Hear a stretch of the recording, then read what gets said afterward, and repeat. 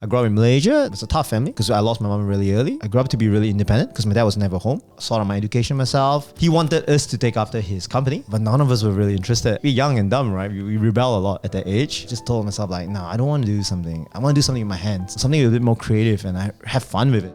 At that point, I was like, maybe let's try hospitality. In this episode of the Level Asian podcast, we chat to Eigen Ting, founder of Sucre du Jour.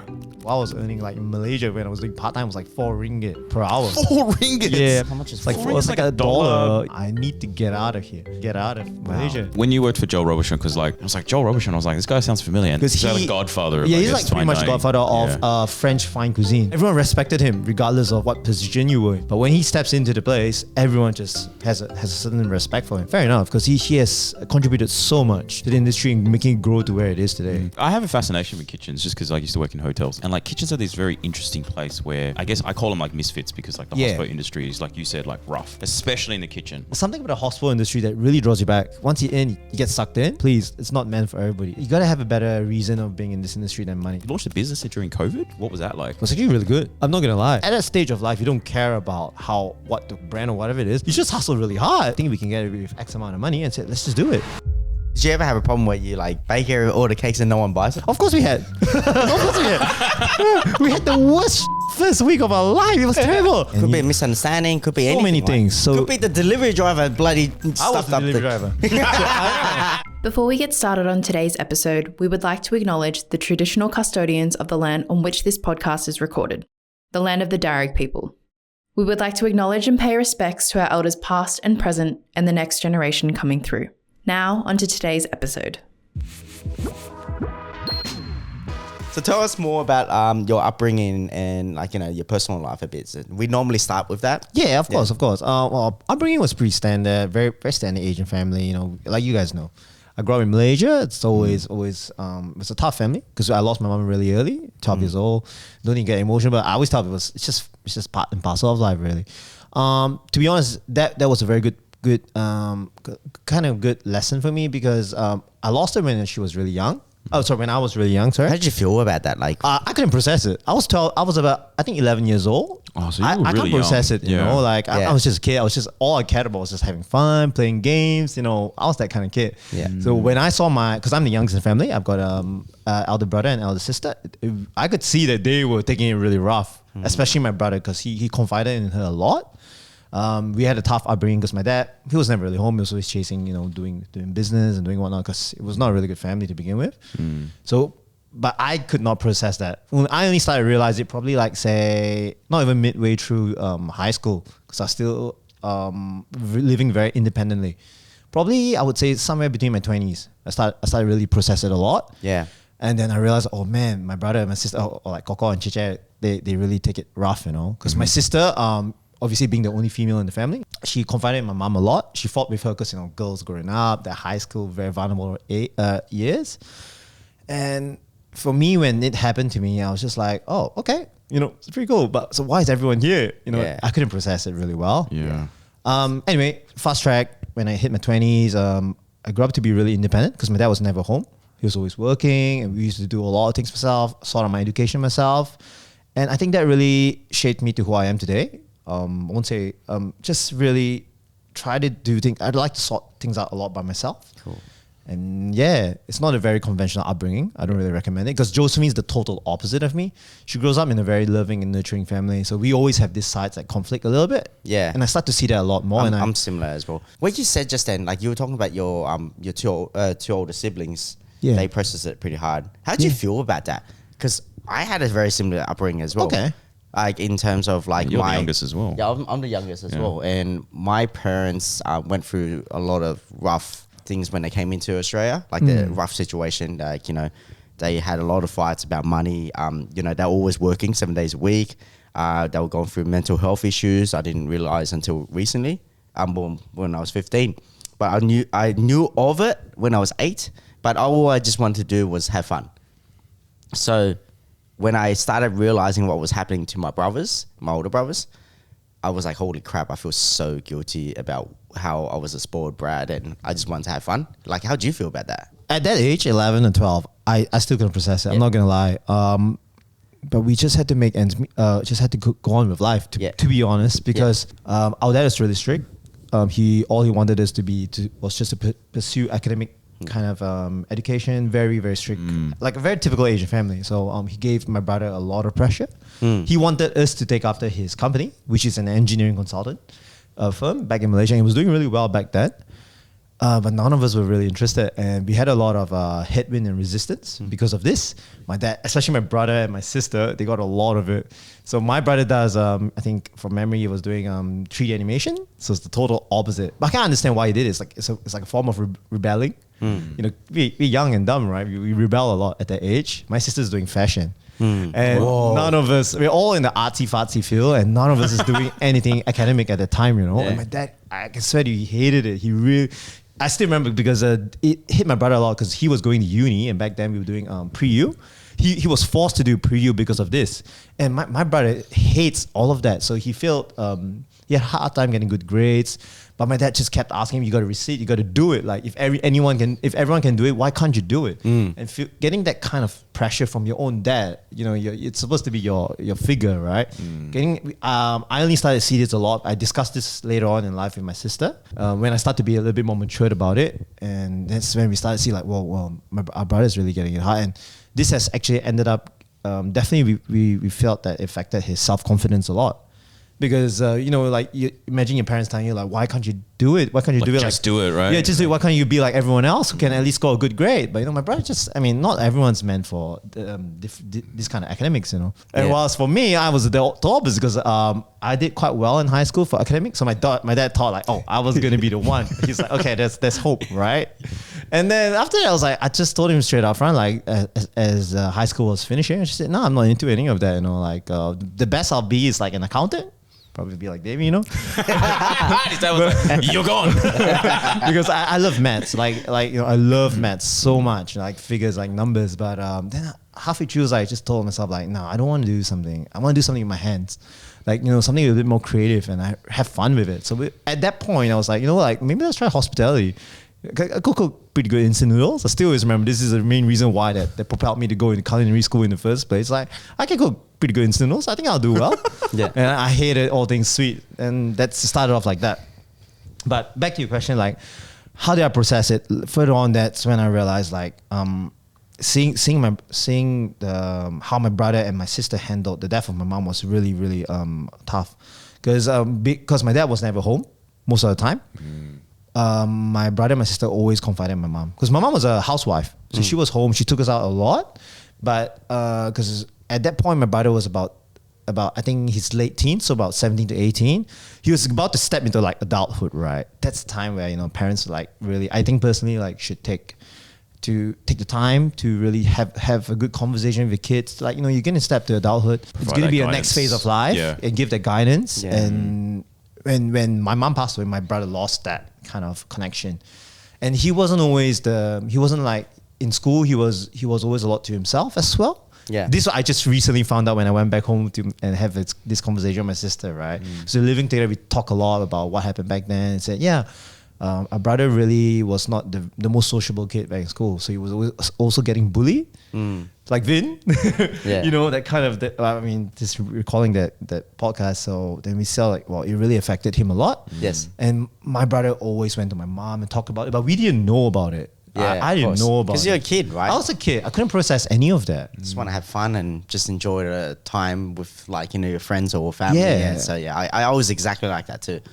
So seeing that. But it's very sad because like when I was growing, after my mom passed, I was like 12 or 13. So I just started my secondary school, and I just did everything all independently because I had no one else to do it. My brother was at school, my sister was at school, my dad was at work. So I sorted out most of my tuition by myself. Finally, I just asked my peers how we do it. So I started to be really independent since I was then, since that age. So you didn't rely on your brothers or brothers? Very hardly. Very, very rare. I still remember this really well. Very rare. Is that a common thing in Malaysia? Or no, not really, of course. I was going to say, that's quite like, you could easily go off the rails and... Pretty much, yeah. But luckily I went to a pretty good school. Yeah. Where, a good school in the sense that my peers were really academic as well. And they were well... good group of friends. Really good group of friends, 100%. But there's always one thing we always remember that our mom always told us, like, you know, obviously be a good kid. don't do something stupid with your life, don't do drugs, don't do any of that. So it was really good. I didn't do any of that. And really glad that we grew up the way it was. We had our priorities, right, to begin with. Yeah. Don't do anything stupid. Be very respectful of other people.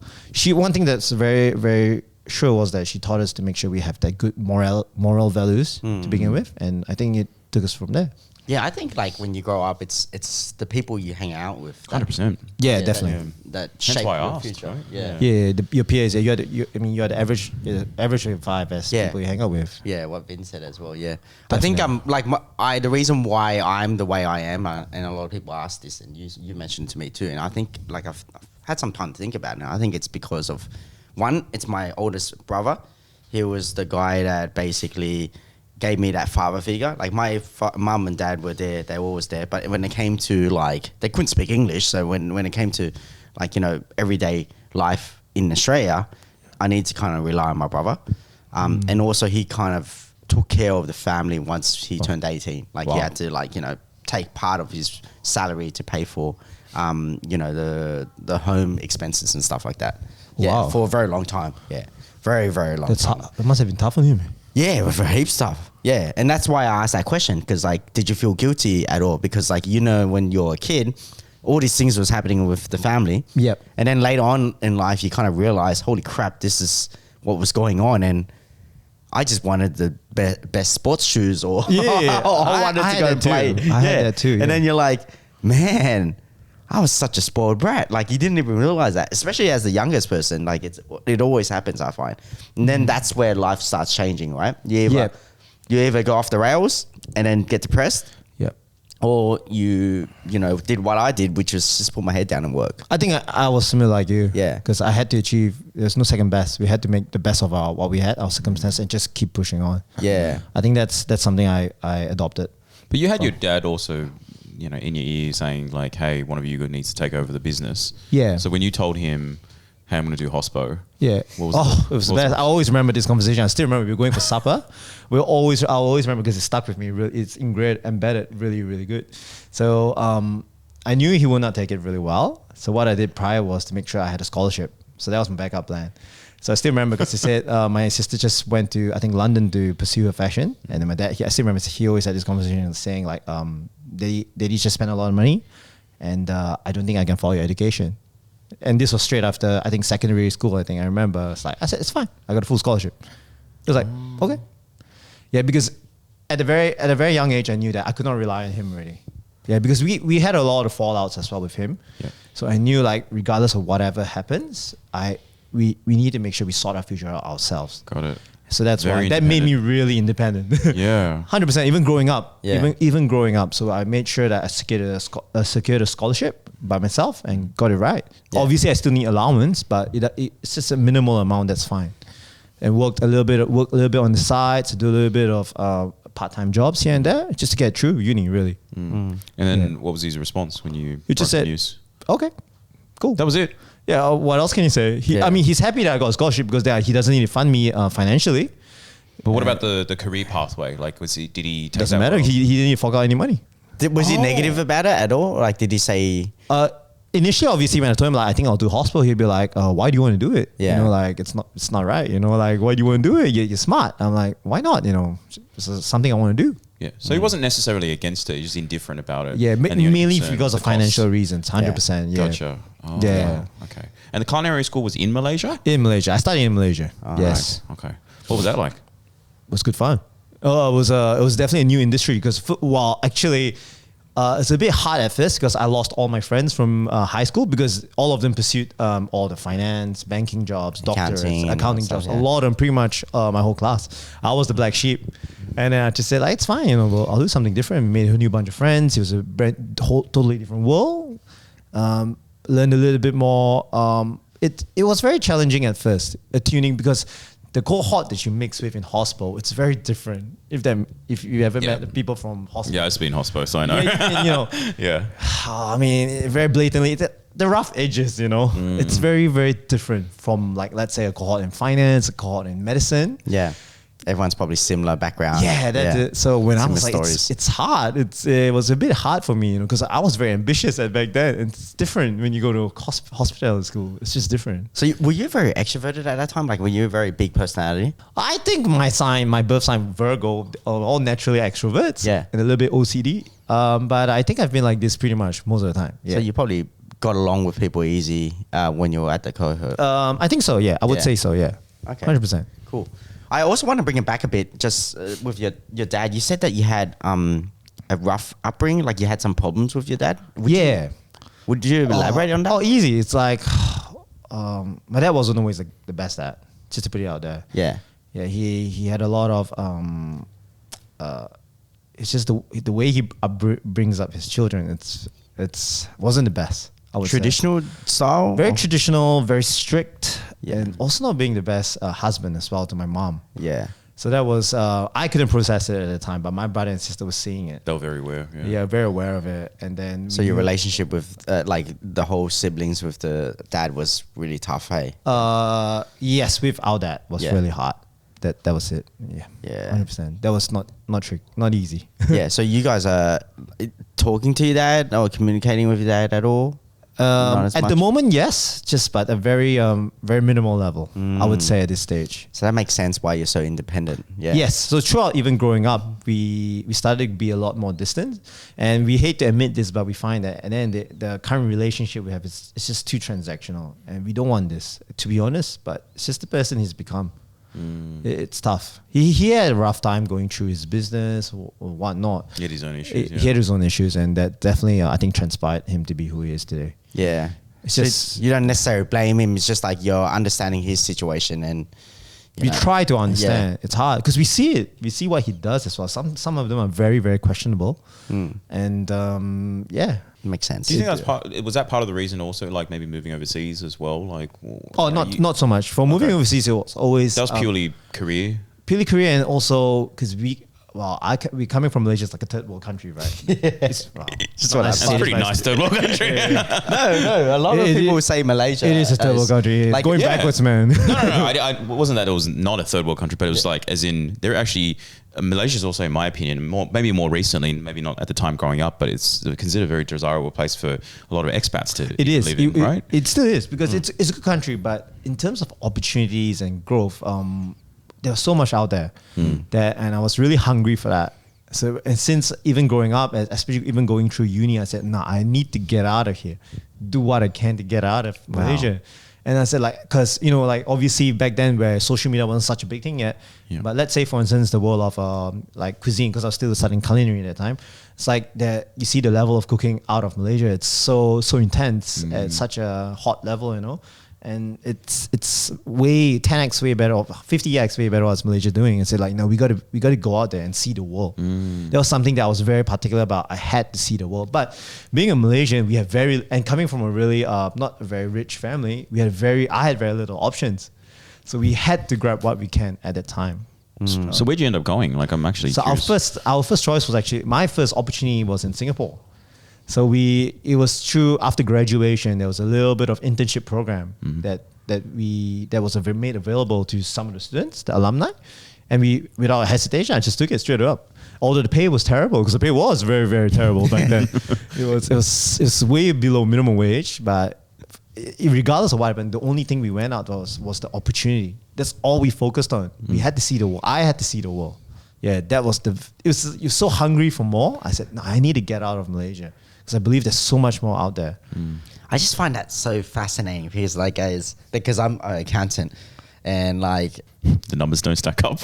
yeah, Trust me, it didn't. It's also about the fact that we also get like paid, and we used to think that we used to get underpaid, but I think you guys used to get. Hospo massive- is the most Yeah, underpaid. even back then it was so. It's just put it in it's perspective. terrible. Like, wait, let's see. If minimum wage, while I was earning like in Malaysia when I was doing part time, was like 4 ringgit per hour. 4 ringgits. Yeah, but it's very normal back then. And like I was working at Starbucks. How much is It's like four it was ringgits? like a dollar, back then. Yeah. Yeah. How many hours are you working? An hour, no super, nothing. No super, no nothing. No, But there's no such thing as you're working that. like 50 hours, 60 hours a week. So now, and then back then was really, even still is today. It's getting slightly better, but it still is. The minimum wage is I can terrible. understand that. So the way you're thinking is like, I need to get out, because once I get out and I have that opportunity and I snap onto it, I can like possibly move somewhere else and have like a better opportunity. So the first anchor was Singapore, because Yeah. I knew it's internet, it's recognized internationally. It's my first overseas kind of experience, Yep. and that was the first.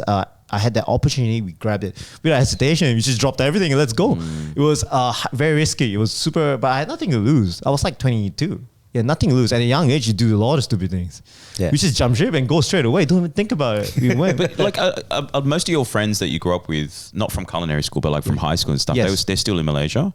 Most of them actually went back. They studied abroad straight after pre-U. Yeah. They came. That's where a lot of them came. They came to Melbourne. They came to Australia. Some came to Sydney. A lot of them went to London. Right. A lot of them did financing. They had a good uni life. Yeah. It was really good. So similar thinking in terms of what, like trying to get out there as That well. I'm or not for too different sure, but reasons? most probably the parents actually encouraged them a lot. Back in Malaysia, everyone tells you like go overseas, go abroad. There's a lot of It's in the culture. Yeah. it's in the culture. Go overseas. Yeah. The parents have money for them, so and you might learn a lot better. And hopefully, if you come back, you get better opportunities. But I never had an opportunity. I just said like, bloody hell, we've got to get out of Malaysia. Yeah, you had to go grab it. Yeah. You had to grab it. Yeah. And then 100%. what was the restaurant in Singapore like? So initially we did an internship with I think in total of 3 placements. We did one with the Raffles Hotel. It's a luxury hotel. Wow. And Yeah. then Very we did reputable. with Joël Robuchon. I think he's passed already, but I think He's a Michelin he held the star, world's yeah. most Michelin star restaurant. Yeah, That was one of the wow. reasons why I went to his restaurant particularly, because I Yeah. wanted to experience fine dining. Like fine dining at its peak. And then after we did was a big patisserie shop that supplies pretty much obviously throughout the whole Singapore, does a little bit of exporting as well. I was very fortunate to get exposed to different avenues of the industry, like a very small luxurious skill in the hotel to a very fine skill, so everything becomes a bit niche, very small, very detailed, and then more to a bigger size production kitchen. And it's good, and that definitely has helped develop who I am today. So when you worked for Joël Robuchon, because we all love food, I had an infatuation with Anthony Bourdain and him traveling around the world, no reservations, like eating around the world, yeah. and I'm sure you watched a lot of his stuff as well. But Joël Robuchon was like, I didn't know about the name until. And I saw it in the prep notes when you did it with Viv. And I was like, Joël Robuchon. I was like, this guy sounds familiar. And then of course looking it up, I was like, wow, this guy's like he's the dude when it comes to Michelin style. So we're talking like it's like the equivalent of, I don't know, what's the accounting equivalent of the dude at the top of their game? I actually have no. But it's like going to like I know what you're talking the about. best marketing The celebrity, agency or yeah. the best 100%, accounting firm, yeah. right? It's like- And like working with the best of the best. Like that was what in my eyes I interpret That's all that we as. cared about. Yeah. 100%. Yeah. That's all he made. And put it in perspective, he trained probably like Gordon Ramsay. Gordon Ramsay once worked with him. I think Marco Pierre White as well. All the great names. Oh wow. Because He's like the godfather of, Yeah, I he's guess, like pretty fine much the dining. godfather of Yeah. French fine cuisine. Yeah. He's the one that revolutionized French cuisine to a point where it used to be very Moorish, very big portions, and he used to bring it down. He to become refined more it. dainty, more refined, because he says it's better on your palate. You get to appreciate it a lot more. So what your question was? Oh, what the question your- was, well, number one actually was, did you ever meet him? Like, was he in the restaurant? Yeah, he comes in. He does his tours to all his outlets every 3 months. So he Right. goes around. We met him. It's obviously first time meeting him. It was You're ecstatic. starstruck. Yeah, it was starstruck. But obviously because at the time I was doing patisserie, but he's more of a cuisine chef. Yep. But still working in his establishment. His aura, his air around there was really something because. Everyone respected him regardless of what position you were.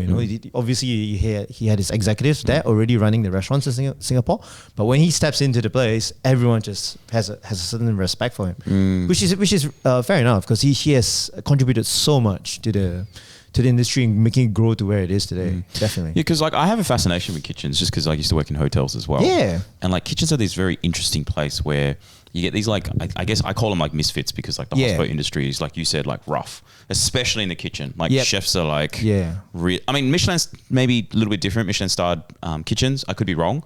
But certainly like when I was working in hotels, it was just like, people were like literally have addiction problems. A lot of them and are. there's a lot of like, I don't know if any more, but I know modern kitchens are quite different now. But back in the day, like we're talking, 15, 20 years ago, like knives get thrown, plates get thrown at you, like things are really full on. I think for Michelin style would be a little bit different, a little bit more well controlled, or would you? Like, No, what I was the wouldn't say experience? that. Like it was still Michelin was pretty. extremely intense. Like it was really, really intense. Like it's a heat of the moment, because people are on edge all the time. Because people are paying like $5,000 for this experience for one night. High expectations. Have very high expectations, but sometimes we feel personally it's like it's taken a bit too far. Definitely. But definitely what you've seen, like what Ramsey has been saying about it as well, it's definitely true. Back then, especially, because, back then, like 10, 15 years ago, there was no boundaries. There was no real proper way to do things. In the kitchens, like the chef is always right, regardless of whatever it is. It's my way or the highway. You literally get out. They ask you to get out through service and don't bother coming back if you're not happy about it. Literally, and you go put in your hours. It was like what, whenever you say it's like a brigade, like an army, it was very, very true. It was really, really true. It's a really tough industry, tough conditions as well, because pay is terrible. Hours is definitely not even fair to begin with, but that's what they strive for excellence, right? But I think in today's day and age, it's definitely not the same anymore. Things have to change. Things have changed, and it's a bit more interesting now these days, in my opinion. So what put you through? Because like seriously, man, That's what I was thinking. yeah, what pulled you through that? Like, Did you ever think about giving up, basically? Or Oh no, it was fun initially. I loved it, man. I love knives for it. The thing is, right? That's if you actually interview a lot of Michelin star chefs, they always tell you there's something about it that draws you back. I think we should also one of the questions that you're going to bring up as well. There's something about the Hospo industry that really draws you back. Once you're in, you get sucked in, and it's not meant for everybody. And I tell that all the time. Please, it's not meant for everybody. It's a kind of, you get addicted to the Hospo industry because it's a little bit different. It's like a high. Like the way I describe it's like during service, you're on edge. Yeah. But then it's like you watch it all come together because it's like you're all interdependent with each other. Yeah. And like you're like the way people describe it is like it's like a symphony. Like you're all sort of in sync. And then when things come together, you're like, fuck, this is worth it. But during the time, it's like very, very intense, very stressful. Especially like exactly like what you see on like Chef's Table or whatever. It is true to a certain extent. Don't get me wrong. I feel it, especially in hot cuisine, modern, especially at that level, definitely. Yeah, but it was if you ask me mainly what drew me back, the intensity, I really liked it. It was really hard on me though, don't get me wrong.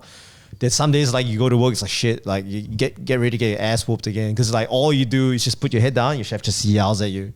It was literally getting ready for an ass whooping. You don't even need to think about it. Especially back in Singapore, where coming from an Asian kind of background, right? Over there, it's like you just listen. You don't even question it. It's not like Gen Z these days, Gen Z is like, I know my rights, man. No such bullshit like that back then. No talk back. No talking. You just put your head down. Literally, I still remember. Like I was trying to be stupid one time, made fun of Michelle, and he looked at me. He's like, "What did you say?" Really? Say that again. I was like, "Oh shit, what did I say?" Oh, it was so ridiculous. I mean, God. And then all my peers just looked at me like, "What the hell are you doing, man? Shut up, man. Just shut up. Just put your head down." It was at that level, but what really put me through was really the kind of, I see how much the focus that my peers had, and it's just like the love for the craft, and I think that really put. It's like a workmanship. I like that a lot, and then obviously you have like camaraderie because you're in this together, right? But it's like the army, you're in this together. Let's just pull it through first for now, and I enjoyed that a lot. Well, what did you hate about it? Would you hate much about it? Like, I would say I learned a lot, but so to a point. But I won't stay there forever. I think I did a year and slightly over, like 2 to 3 months, and I think that was good. It was a good amount of time for me. This was Singapore. This was Singapore, yeah. And then what was after then? And then I moved to the pastry boutique. Yeah, because the pay was a little bit better, and I wanted to see something different as well. Like from 4 ringgits to 5 ringgits? Oh no, this was in Singapore, so it's probably almost 2x of what I was getting. Oh wow, okay, so it's a big jump. Like, but money wasn't a real issue because I personally wanted to see something produced at a larger scale. Like instead of serving like say 50 diners a night, this will like serving like say 5 to 10. So you were never focused about the money. Obviously it's not the right industry to focus on the money. Yes, exactly. But it was more about the craft. All the time. Please don't do that. You gotta have a better reason of being in this industry than money. Because I tell even now all the young people that come to, please don't be in this industry for the money. It's the worst. Yeah, it's terrible. Have a different vision for being in this industry, for either be it you serve people or you're building a community, or sharing your passion in your craft. But money shouldn't be the first thing on your head. I know, funny coming from an accountant. No. I get that vibe from you. So for context, like Eigen's my client and I'm an accountant, and I get that vibe off you that you just don't give a crap about money, and you also just don't care about all the negativity of life. Like you're so easygoing. We bring it at. So that's something that a lot of people tell me when growing up. I'm very positive. Yeah. I think it's just it's just the Virgo sign. I think a lot of us. It's like an innate thing. Like you just. Yeah, it's just something that I think I pick a lot up from my mom, because she was very positive with me, and I feel like life's too short, and I've learned to actually understand this a lot more. Like life's really too short. just make every day count. I mean, bloody hell, if you're happy to be, you can wake up and you be alive every single day. It's fun. Spend time with the people you love. Before the call like that with Davie and I were just like, working on our laptops, and he's like, just so you know, man, Eigen's like the happiest guy. And I was like, what do you mean? I was like, I know happy people. And then when you came in, I was like, yeah, he is, man. I get it a lot. Right? I think like, I start to learn to appreciate. I wasn't always like, I mean, obviously I have my rough days, but I'm not always like this, but I just try to make the most of everything, I think. And then recently and then my next transition in life was being a business owner. And I think matured me a lot. And I always have this conversation with Josephine a lot. I think that's one of the best things we did so far is like you get thrown in a rut because we did everything by ourselves, and it's like you have to mature really fast. No one to guide you. Yep. Obviously you meet a lot of great people along the way, like Davie, like teaches a lot about our financial learn to manage our finances properly. And we learn, and I listened to a lot of podcasts from like Fortune 500 CEOs and see the way they think. It really matured me a lot. And more often than not, once you reach your peak, it's money is aside. It's a lot more intrinsic value and intrinsic things that you don't see anymore. Like obviously relationships, you build meaningful relationships, and just how much you can share and how much value you bring to people. And then that's more important. This episode is sponsored by Millon Wines. Millon Wines are an award-winning family-owned winery located in the renowned wine regions of Barossa Valley, Eden Valley and Clare Valley, presenting a fusion of vineyards that seamlessly infuse new technologies with old world traditions. Their vineyards capture the essence of each region, delivering distinctive wines with complex flavour profiles in small batches, a minimalistic approach that allows the fruit to speak for itself. Explore their range at www.millonwines.com.au. Now, back onto the episode. Well, Josephine, your partner, you're really positive. Yeah. And I think about like my relationship with Iris, my wife, and stuff like that. She's different, like in the sense that she sees things in a much more, I guess, negative light. And I think it's taken time for us just to be around each other that she's realized. Because I remember in the early days, she was like, "You're too positive," like like because I not that I had a very loving family, but you go through your own hardships, and then as a child, I think the good thing that my parents did was they made sure that I had to learn how to deal with my own issues instead of running to mum and dad and trying to find the solution. You didn't obviously even have that option, so it had to happen as a result. Is Josephine also like that, or is she sort of quite different? Like, for example, she's definitely quite different because she comes from a very good family, but they're very supportive, 100%. She's definitely very supportive, but in the sense of, for me, it's like everything. When in any circumstance, I always have to like, all right, if I can solve it myself, I have to do it, and I'll find ways to do it no matter what, because I'm always in that survival state. Since growing up, I was always like that. Yeah. And Josephine is a little bit different because she knows that she's got support.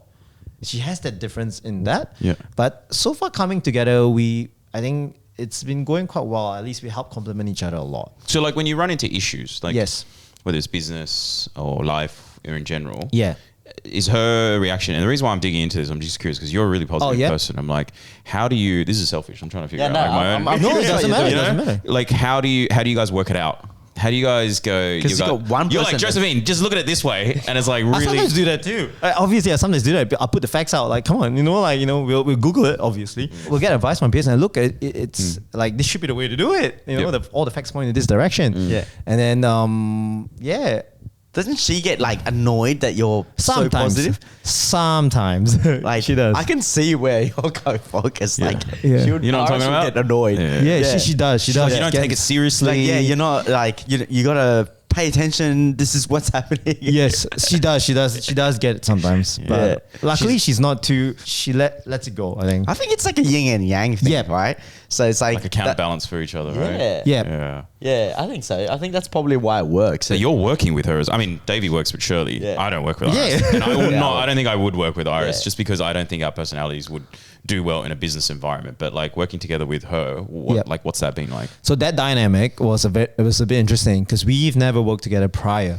I'm not sure about if you worked with Shirley prior as well. I worked with her prior, but it was always different departments and teams. Yeah, crossed over. Yeah. Oh, okay. So at least you still bumped each other in the same workplace. Yeah, I mentored her for a little while. Oh, okay. Mentored her. That's how it started. Yeah, that's how the relationship started. That's how it started, right? Easy way. Be careful how you word this thing. I groomed her. No, but for us it was different because we never worked with each other before. We only know we're obviously both in the Hospo industry, but we never worked prior. So that was Right. one of the biggest leap we actually took. Sorry, in how our did you life. guys meet real quick? So we met in Singapore. It was through a mutual friend of ours. Yeah. Yeah, it was over Chinese New Year because I think that time I just started a new job. Yeah. And in Singapore, you don't get the chance to take Chinese New Year off, right? And Yep. like to us, it's like it's a big thing because we need to go back home, visit our Yeah. family. So Josephine at that time her colleagues have already booked in, so she had to work. And I had to work because I just started a new job. She was from culinary background. No, she as was well? working in the hotel in the front of the house. Oh, so got I was it. always doing work in the kitchen. Gotcha, She was in the gotcha. front doing reception, doing customer service or whatnot. Yeah. And then it was just me, and then my friend, my housemate at the time was like saying, "Hey, we're the only ones left in Singapore, right? Because all our friends went back home." And said, "Let's just hang out." And then it was from there that I met Josephine. We clicked, we got together, and the rest is history. Got it. And then so going back to you working with her. Yes. So do you guys have crossover in roles, or she does front of house and you do back of house? So that was the best. That's the best bit about our current job scope. We're very fortunate that we are so dynamic in that sense that we always swap roles, and I think that's what has led us to at least work very well together. So it's good that she can do a little bit of back and do a little bit of production. And I'll do it the front as well because I like it. Don't get me wrong. Like I like to do customer service as well. You got to sell your own business, right? And because I've known some couples, or especially who are chefs as well, who work with their partners, they refuse to be in the front or like even do the paperwork, even do the business growth side of it. But I like it for some reason. I don't know why. And Josephine likes doing either or also. And I think I'm very grateful that way that we can have that dynamic in this relationship and in work and off work as well. I love it too. Yeah. I love it. I don't know, it's just some sort of activity that we're doing together. People go for a walk and they're like, "Oh, I appreciate walking on the beach with my missus." I'm like, I appreciate getting into the dirt and working real hard. yeah. Looking at P&Ls with Shirley. And then coming home going, "Damn, that was a very long day." Yeah, but it was productive day. You know what I mean? like- Yeah, we have that moments too, especially like when we see things getting better. And obviously it's from the efforts of our own combined efforts. And we're like, Yeah. "Oh, damn, this is good." Yeah. it reflects on what we're doing. But don't get me wrong, we bump heads a lot. Yeah, like me too. a lot. Yeah. We have fights non-stop. Yeah. Yeah, but we're not non-stop. I wouldn't say non-stop, but we do have fights. Yeah, about work. Like, about what are you work. doing? Why do you think this way? Yeah. we have that too. But I'm so grateful. Like somehow it just worked. I just hope that my partner thinks the same, like Shirley thinks the same. Like, but I absolutely She's like, I hate working with Davie. Oh, freaking Davie. love it. No, I've asked her like when we've had a heated discussion before, and I said, would you have it elsewhere? Would you prefer to go somewhere else? Because I can help that happen. Like that's easy. Like you don't need to do what I'm doing right now. Yeah. And sometimes just working till like 11 p.m. sometimes, and I'm like, why are you doing this? Like, don't do this. Like, I don't want you to become me. Yeah. And then she's like, she won't stop too. And Oh. I'm starting to go, I think you know what I'm like, what I feel now, like why I do this. This is so fun for us. Like, it's like we're young ones. We can do this business together, and we have this opportunity to do something like this. Why not? Like, why join the rat race and work for someone? Yeah, exactly. You Yeah. create something for yourself. Yeah, with the person you love. yeah, exactly. It's And you different. just see her every day and like build something together, and then go, It's fulfilling. It's another journey in life. yeah. I felt that as well, and we feel it as well. Yeah. because we go through like on days when obviously if staff calls in sick or we're in the like we'll stay back together and just do it. And we always say like, oh man, good look like during the COVID when we just started, because it was always just me and her. We rock up at work at like 5 a.m. and it's like doing this together. But you know, like but then we always make sure we reflect as time goes on. We reflect. Oh, remember those days we used to? Yeah, like, damn.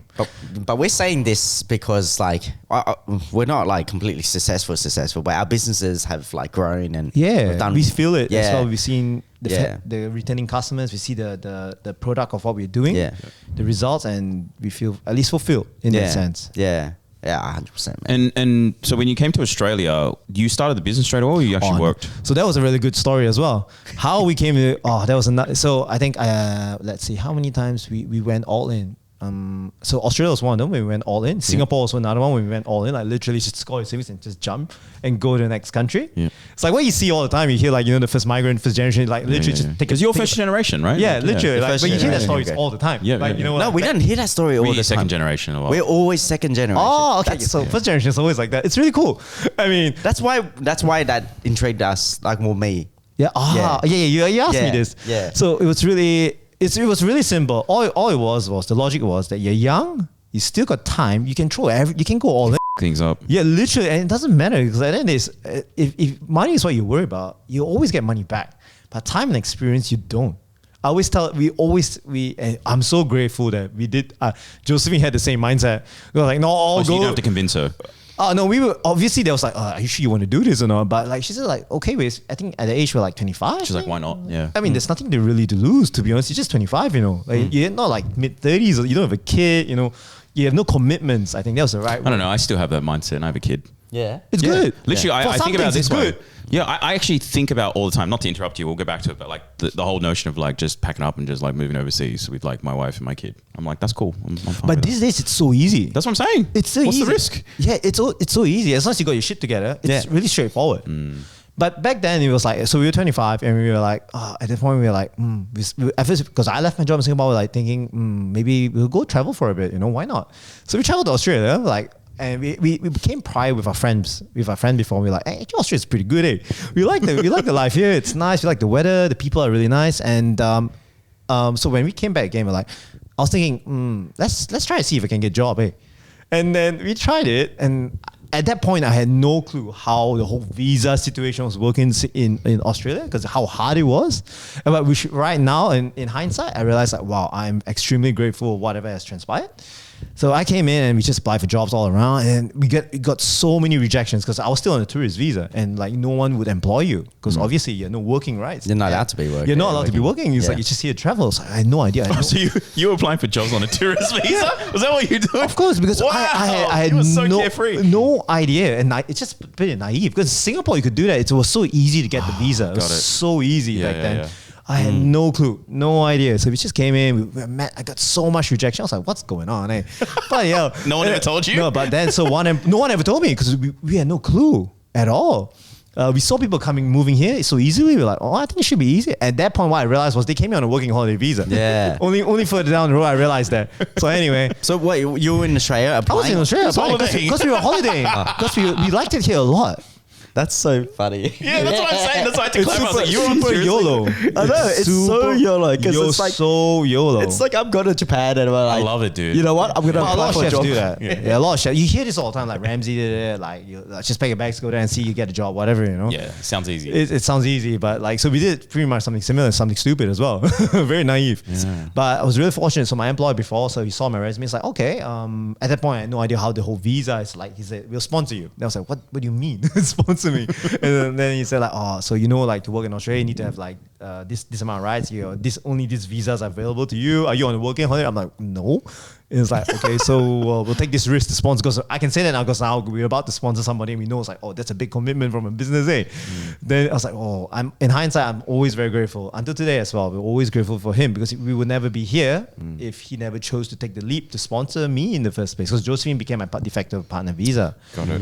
And also, obviously, to my friends from high school who at that time were already living here, to allow us to bunk with them, because we had no accommodation. We were just like sleeping on the couch. It was really cool because we had to wait for the visa at one point because the processing time is quite a fair bit. Yep. And we're just bunking with them, you know. Man, that's a good way of view it. It's like you're saying, I don't even have a house.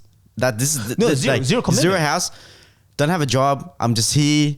Just take the savings and go. That's I'm very telling cool. you, it's very liberating. Well, it was great, and it was actually really scary. But these days, people will be like, Nah. that's pretty depressing. Like, It's crazy. No, But, like, it's but- not, because but I did the same thing. I know, but the way you guys are thinking about it is like very different from what we have the same whole- mindsets, by the way, Yeah. because I did a year of travel doing that. Yeah, but to be honest, take the leap year, go travel. To be honest, I kind of encourage people to do that because you see the world, and it really opens up a lot of your eyes. But I'm just saying that, like, you guys crazy. don't see the different perspective. The other side of it, I right? see it. I'm seeing it going, you guys are freaking crazy. This would make you depressed if things go bad. Like, Oh, 100%. No one will be like, nah, no I would way. never do that. Oh, no all way. the friends that I stayed with, because they were from my high school and they were doing well, and you were like, what the hell are you doing? I know, Yeah, right? yeah. Stupid or what? I'm just like, but we just shunned them off. At the end of the day, like me and Josephine said, like, if all else fails, just go back and just work again. Doesn't really matter, Yeah. At least we had this crazy experience. Far out, man. It's just so cool. It was crazy. So we always have this funny story. Like, we always reflect back, like, and we say, like, because we're in Australia, like 8 years now. It's like, imagine 8 years ago, we were so stupid, and we took the leap. And And right now it's like 4 years later, we got a visa, we got a PR, and we're lucky enough to start our own business. I was like, that's pretty cool. I think that was pretty cool. Like, I think things happen for a reason. Like, I'm not a spiritual person, but I'm like, just doors open up when you do this sort of stuff. Like, I mean, we talked about this a lot, so I won't talk about it again. But just like the fact of like going overseas, I don't know how to describe it. It's like if I sort of vividly describe it, it's like the idea of you have all your belongings in a suitcase. Yeah. You are in a foreign country. There is no agenda, meaning you don't have to turn up for work at a certain time.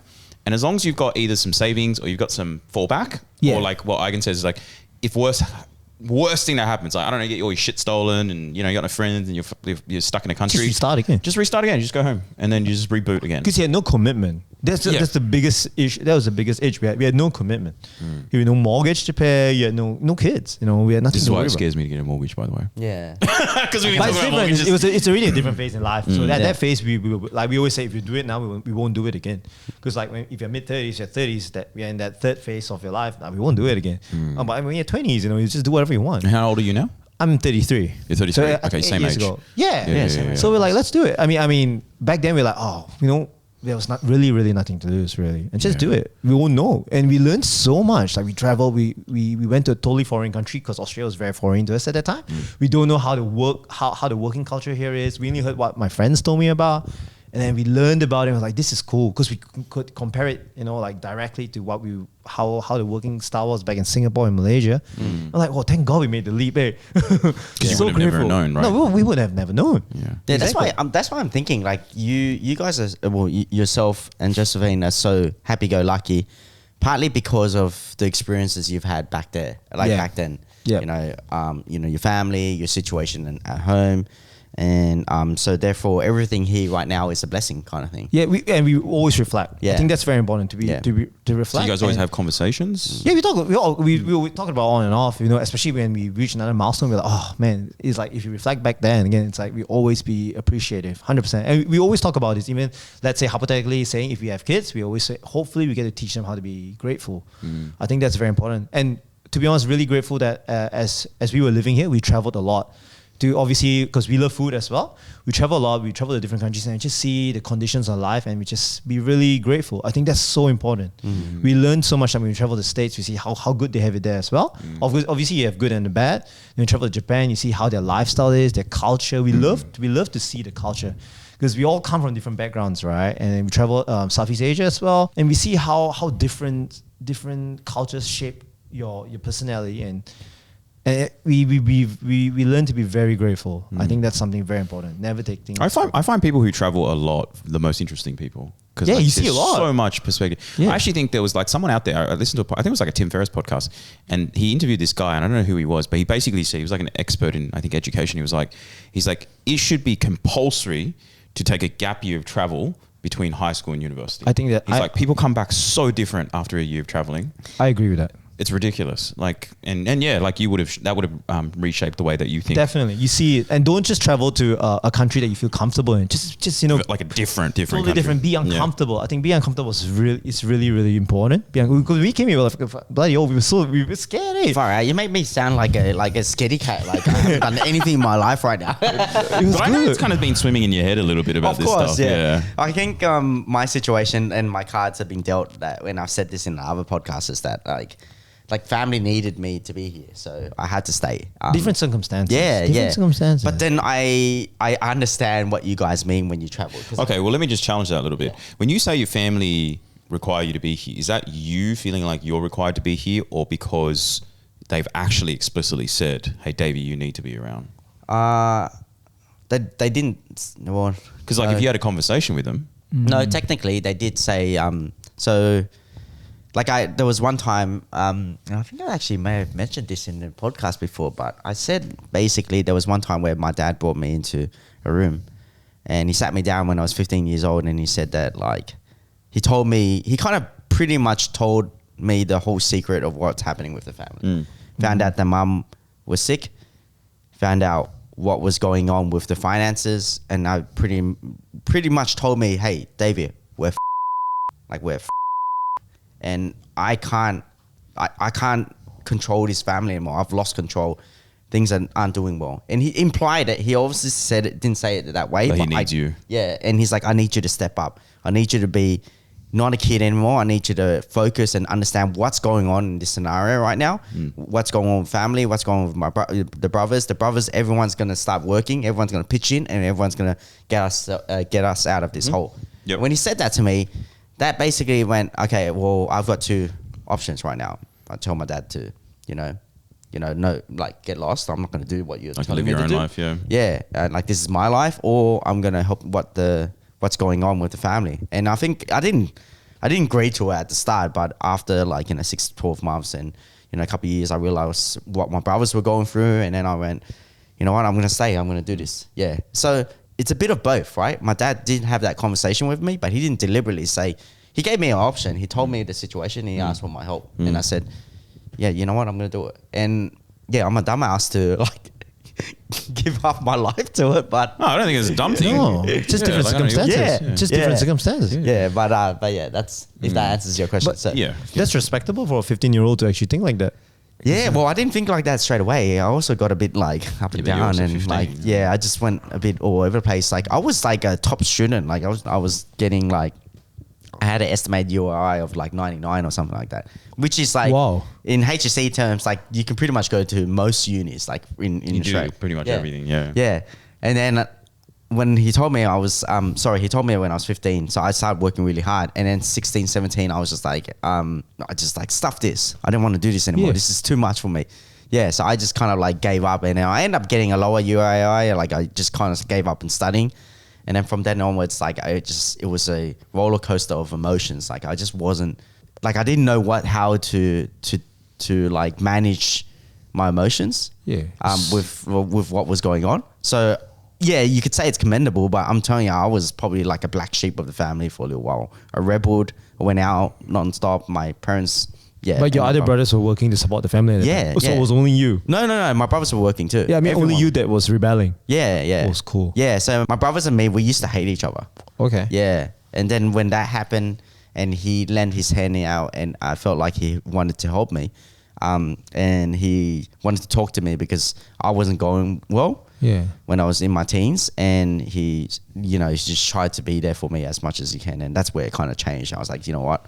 If my brother that's been taking the full front of this, and he can be such a good person, I can be such a good person. I can help the family, so I'm gonna do this. Yeah. Wow. Yeah. So how many years did that take for you to just turn like that? Oh man, it went probably for I would say a good 3 to 5 years. I'm Wow. telling you, there was really bad things I did.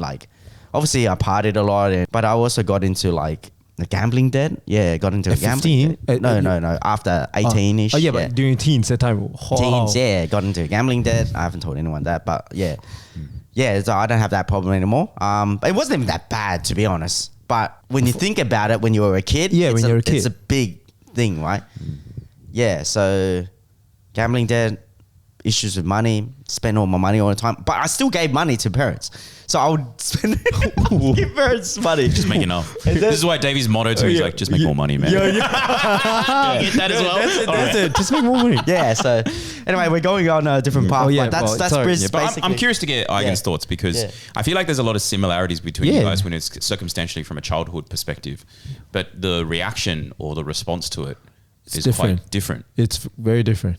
It's Yeah. interesting. Yeah, very interesting. Different, but very interesting. Yeah. That's why I'm so curious because I'm sitting here going, I'm like, this is a therapy session in a lot of ways. Yeah. Co-therapy because obviously seeing it from a guy who also got dealt cards on a family circumstance that weren't favorable, and then your reaction to it and how you approached it, Also your different. attitude. We're all different. Yeah. That's super cool. Yeah, I find it super cool. It is. It is bizarre. The other thing I wanted to ask was, Yes.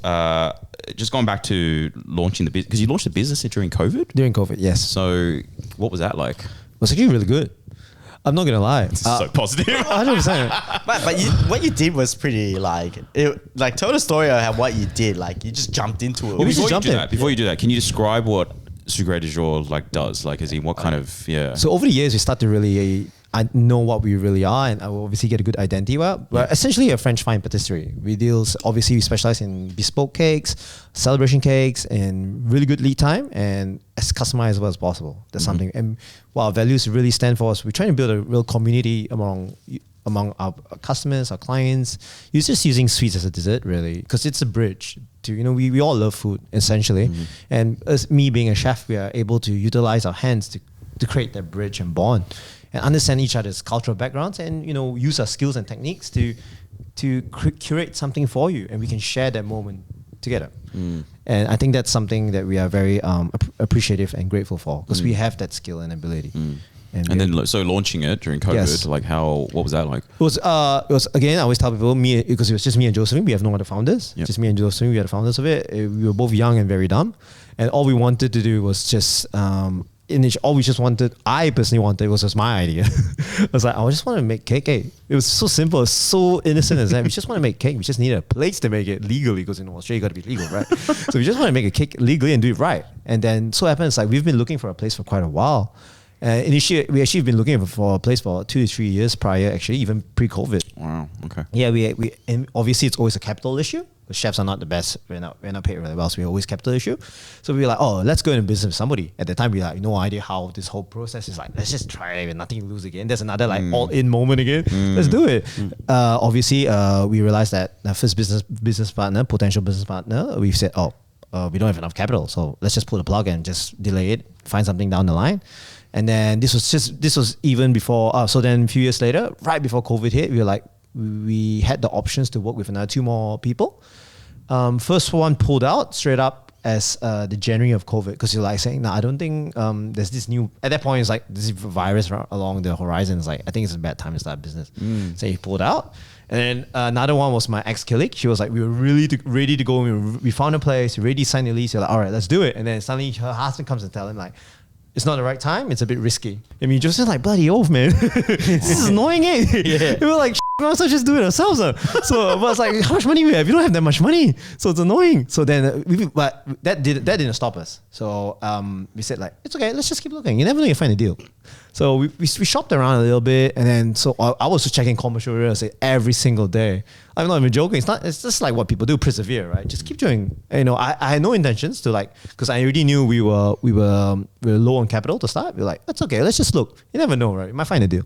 So we kept looking. Then one day we was like, this place looks pretty nice, which is our current shop, right?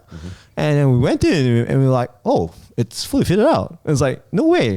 So we asked the agent was there. It was like, does it come as it is? He said, yeah, because the previous tenants, they left because they couldn't do Hospo anymore. So anyway, we literally toured the place. 5 minutes later, come and was like, let's sign the lease straight up. Josephine, you serious? It's like, what's the down payment? We don't know what the legal, how much do we have to pay? What's the security deposit? You knew how much you had to pay, right? No, we had no idea. We just wanted to see, we'll just tell him first and see exactly what the real contract is. So we're like, fuck it, let's do it. I told Josephine, we just quickly run the numbers, how much we need? We've got everything. We can just start trading in a month.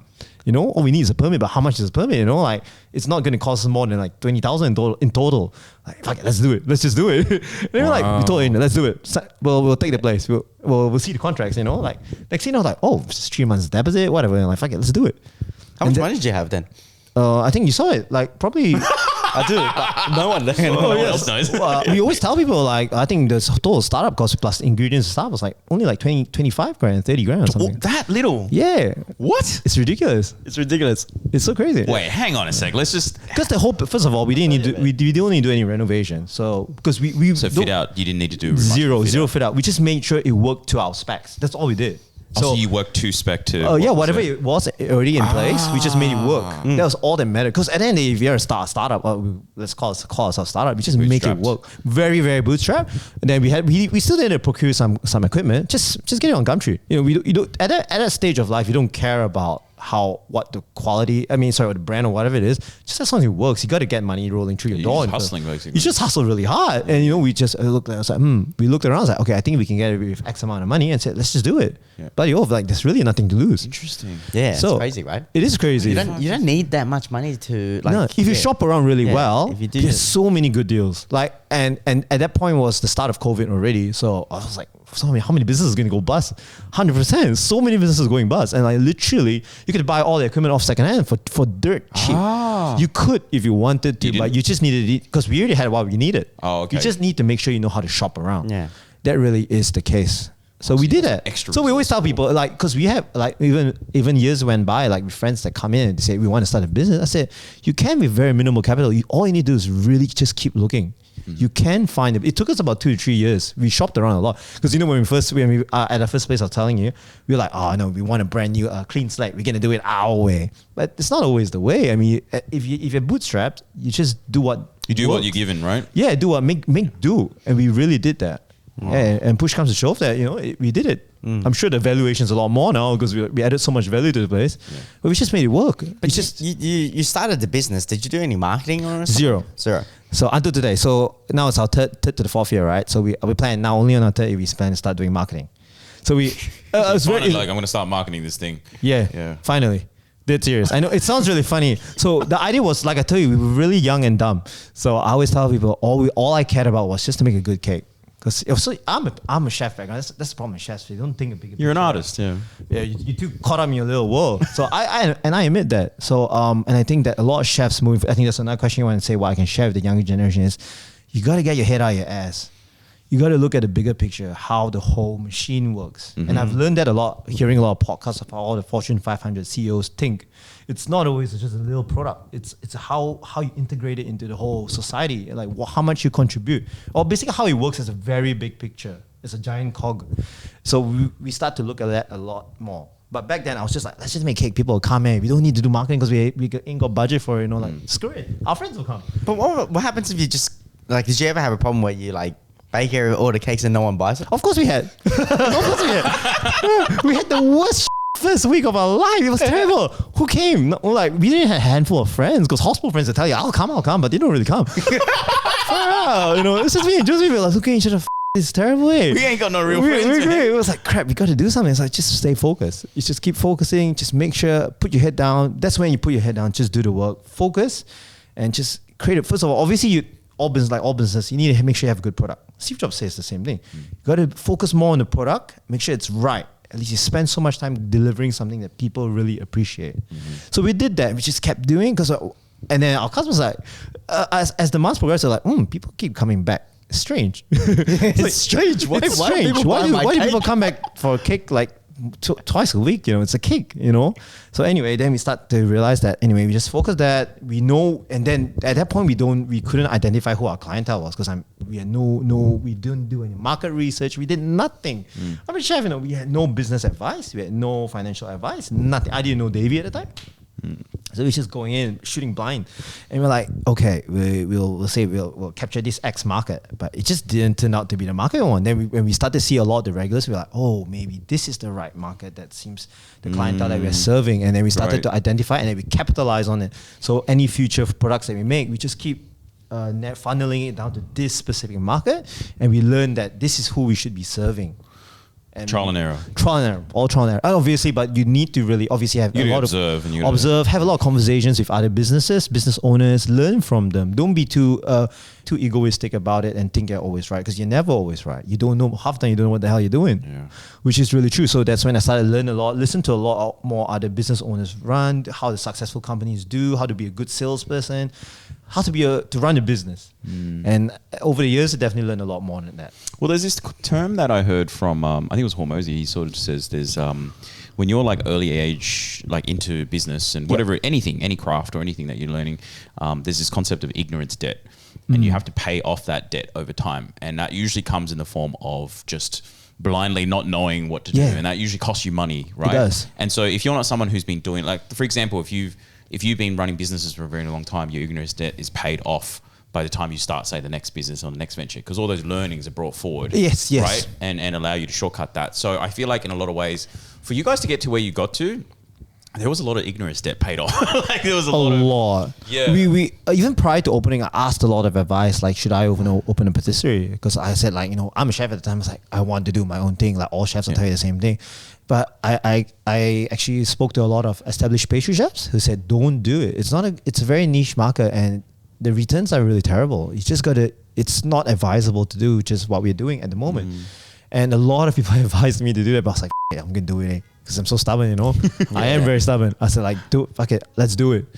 And you know, it's just like take the risk. And but as you were carving out our niche, we had to make sure we had an edge on what we were doing. So we make sure we design the products that are competitive in that sense. Yeah, building the moat of our business basically.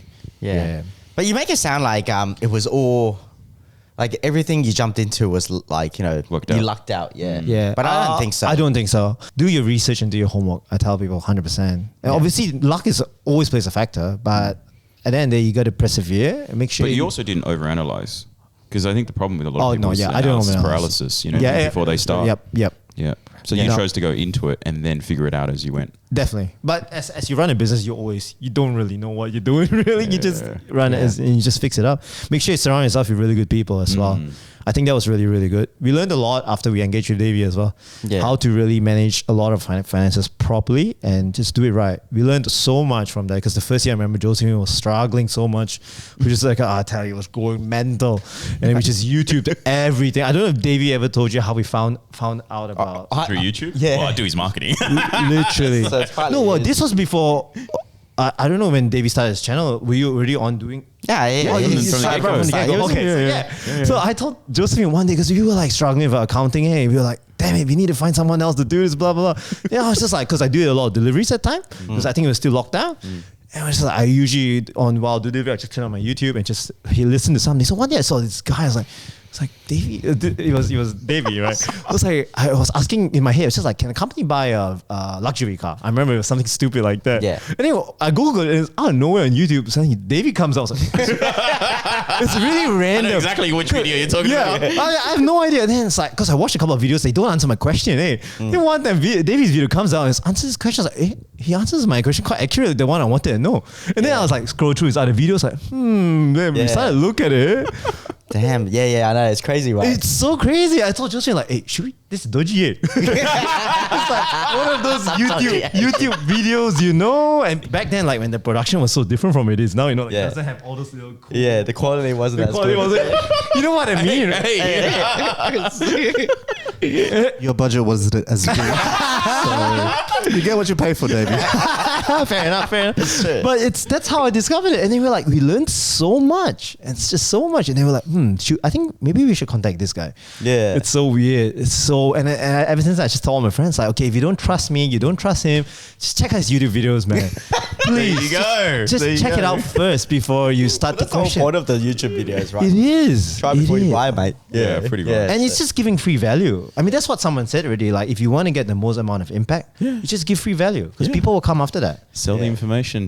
Give away the information for free and then sell the implementation, right? Yep. Yeah. And so I'd say definitely we had a lot of troubles. Also luck. I don't get me wrong. Luck with good customers, because like I said, when we chose the location, we had no clue about the demographics at all. All we cared about was 10 minutes drive from our home where we were living at the moment, because we knew we had to rock up extremely early. So we made sure it's a fast commute, no traffic. And it was also really stupid, because at the time there was no traffic because it was COVID. So we're like, traffic's easy. I tell you, it's really stupid. And then halfway through, like when post-COVID, it's like, why is the traffic so bad, eh? Yeah. They were like, realize this is one of the busiest roads in bloody Melbourne. Yeah. And I was like, we hate it. Like 20 minutes coming, it was like, it's too long for us. But anyway, so we were so naive. And yet it's worked out for you. So far. Yeah. We never know, right? But so far, so good. Yeah. I want to bring something, like I only saw it today and I find it very funny, so I'm just going to mention this. So I went onto your website. Yes. I Googled it and it was a bad review, right? Oh, yes. Yes. The most recent one, right? Yeah, most recent one. So I just want to know. bring this to your attention, because I find your answer very, like, it's different, very different course. for hospitality business. So the review said it was a bit disappointment with this. 1-star review, right? Yeah, Yes. 1-star review. And it's 6 days ago, and it said it was a bit disappointment with this pista chute. I ordered for my husband's birthday dessert, but it certainly wasn't provided fresh, and we were not happy. Should deliver freshly made when ordered before 48 hours. Okay, and then your response is, do you want to read your response? You can go for it. Yeah. Did you say this response? Of course. Yeah, okay, cool. I reply all the responses. Hello. I'll exclude the name. This is an utter disappointment. Of course. To hear of what has been fallen on your iconic, our iconic pistachio. Is that how you pronounce it? Pistachio. Yeah, it's one of them. Okay. Yeah. Pistachio. We have addressed this matter and all concerns via email, and I am waiting to hear back from you. Kindly get back to us as we take matters like this with utmost importance, where we look forward to moving forwards and upwards. Yeah. The reason why I bring this up to your attention is because most people would get defensive when it comes to things like this. But like the way you did it was like, you was just like, you know what? I'm fucking disappointed as well. Like, I think it's pretty crap. Like, and that's the same way that I think as well. It like is. the service that we create for our customers, and the thing that you said exactly, I just want to make a freaking good cake. Of course. And we address it. And actually, I'm supposed to edit it because we already got the response back from her. I usually edit that as well. We put a little edit. I know because and to be honest, I always tell her, please do not remove your review. I want people to see that we take reviews seriously and we actually follow up on reviews. Because funnier, more often than not, people these days, you might think a Google review is just a review, but to a lot of businesses, even like a small, big, it doesn't matter. Your reviews is what people really reflect how the identity of your business, and we take it very personally because we want to show people that we, as a business owner, we take every response, even if it's a 5-star with no comment, we reply you back and show you that we are extremely grateful for you to even take 2 minutes of your day to come and respond and just leave a little comment. And we take it very seriously. And more importantly is that we do not want the review to be generic.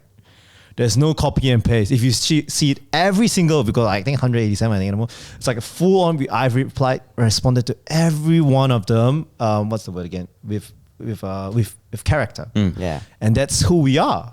And I think that's what people have grown to love us for. And we always tell people the difference, the thing we really want to do with business is to really bring back hospitality as what it should be. The name. Yeah, because we find these days hospitality is becoming too transactional. You don't feel it. It's soulless and it's dead. And we really do not want that. So if you ever come to our shop and we greet you, be a new customer, existing, we treat you with as genuine as we can get. So that's something we take very, very big pride on. Yeah, man. Like because when I read that, I was just like, man, like you mentioned to me, I just want to make a good cake, and I was like, that there is just exactly what you're trying to do. You're just trying to make a good cake, whether it's like, because some people start getting over ahead themselves. Yeah, exactly. There's no point. Think, I got this amazing accounting services. So I'm like, who are you to tell me that? There's a sense of entitlement. Yeah. No, right? we choose not. We always address that. Make sure we drop your egos at the door. And because first of all, if you be defensive, the first thing they're going to be is like, he's a dickhead. Yeah. No, it doesn't. As we learned this as a sales marketing trick as well, ask more questions in the first place before providing the answers. Maybe it could be something she was having a bad day. And could be a misunderstanding. Could be anything. So many things. So could be the delivery driver bloody stuffed up the driver. That's all, I know. There couldn't be. We want to pry open. Maybe it was. When it was not the kind of cake she was expecting it to be. It could be a wrong end. Should be a wrong part on our end that we described it wrongly to her. It could be so many things. Yeah. And I even emailed her, offered, and I also offer a complimentary cake. And I always address the point that we know that we can't undo it, but please allow us to make men's meet and at least give you an ongoing experience for you to remember. Yeah. Because people remember more about your service recovery than anything else. Absolutely. This is something we know very, very well. And this is the true essence of hospitality. Yeah. And we take really utmost care in this. We want to make sure people really experience that from us. Because we really feel, because like throughout our years of being in hospital, we've dined in really good restaurants, even some of the best. And when you're on the top and then they take it for granted. In the hospital, it's just terrible. And then it's like, what are you getting 3 stars for? 3 Michelin stars, it doesn't even make sense. Yeah. You're not being Service is part of that. Service is the experience. Like this is the point people go out to pay good money for. Yeah. And you just fail to deliver on the end. And it's okay if you fail to deliver, but you need to have service recovery. Yeah. That's what we learned. It's like service 101. And if you fail that part, that means you don't even care. And that's when you fail. Yeah. And that's why I think like, even though you did no marketing whatsoever, that's probably why your business is like Chris Doe. Yeah.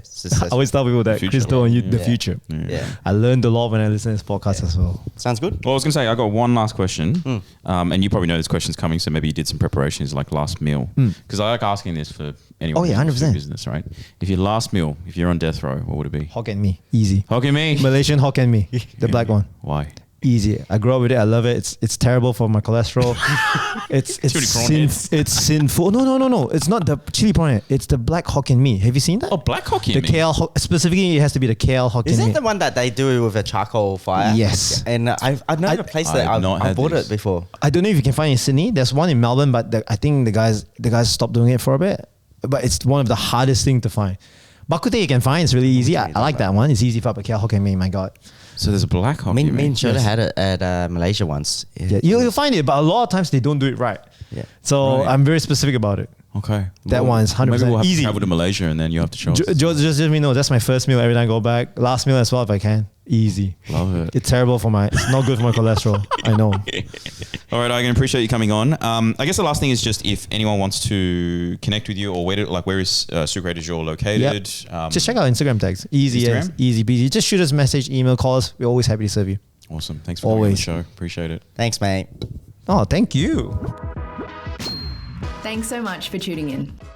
A lot of work and effort goes into Level Asian with a whole team behind the scenes. While we aren't looking for anyone to pay for this content, what helps the podcast grow, reach more people, and benefit more Asians around the world is if you could leave a 5-star review if you're on Spotify, Apple, Google, or any other audio platforms. And leave us a like, comment, and subscribe if you're watching on YouTube. Catch you on the next episode.